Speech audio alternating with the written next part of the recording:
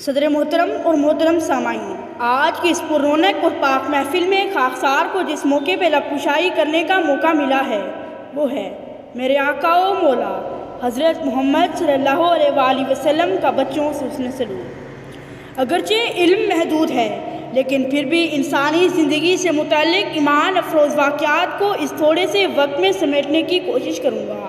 صدر ذی وقار اللہ تعالیٰ قرآن کریم میں فرماتا ہے وَمَا أَرْسَلْنَاكَ إِلَّا رَحْمَةً لِّلْعَالَمِينَ۔ آپ کی رحمت بچوں، بڑوں اور جانوروں کے لیے محدود نہ تھی بلکہ سب کے لیے یکساں تھی۔ عزیز ساتھیوں، آئیں دیکھیں جس عظیم اور شفیق ہستی نے قوم کے نونہالوں اور بے مثال شفقت عطا فرمائی اور اعلیٰ تربیت کے اصول وضع کیے، بچوں سے ان کا کردار کیا تھا۔ نبی کریم سب بچوں کو اپنے بچوں سے زیادہ پیار کرتے، اگرچہ آپ کا بچپن بچوں کے لیے، جوانی جوانوں کے لیے اور بڑھاپا بوڑھوں کے لیے نمونہ تھا، تاہم آپ کا وجود مبارک معصوم اور چھوٹے بچوں کے لیے سراپائے شفقت و محبت تھا۔ ماں سے زیادہ اولاد کے ساتھ کون محبت کر سکتا ہے؟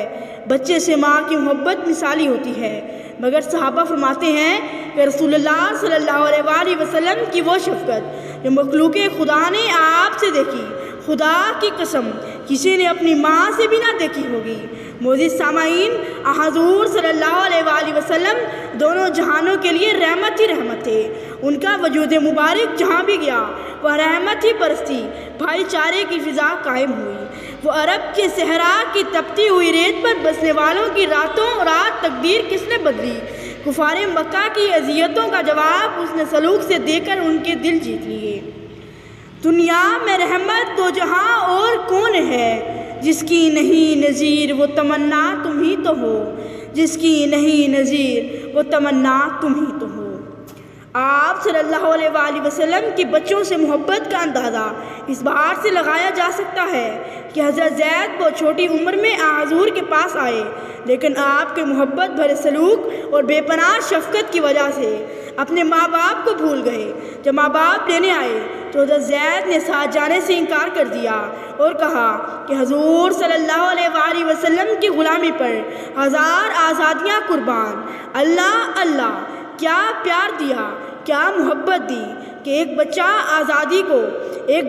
آزادی کو چھوڑ کر غلامی کو اپنانے پر فخر محسوس کرنے لگا۔ معزز سامعین، آج یہاں سے عہد کر کے اٹھیں کہ آپ صلی اللہ علیہ وآلہ وسلم کی اسوہ حسنہ پر عمل کریں گے۔ گرتے ہوں کو تھام لیا جس کے ہاتھ نے، اے تاجدار یثرب و بطھا تم ہی تو ہو، اے تاجدار یثرب و بطھا تم ہی تو ہو۔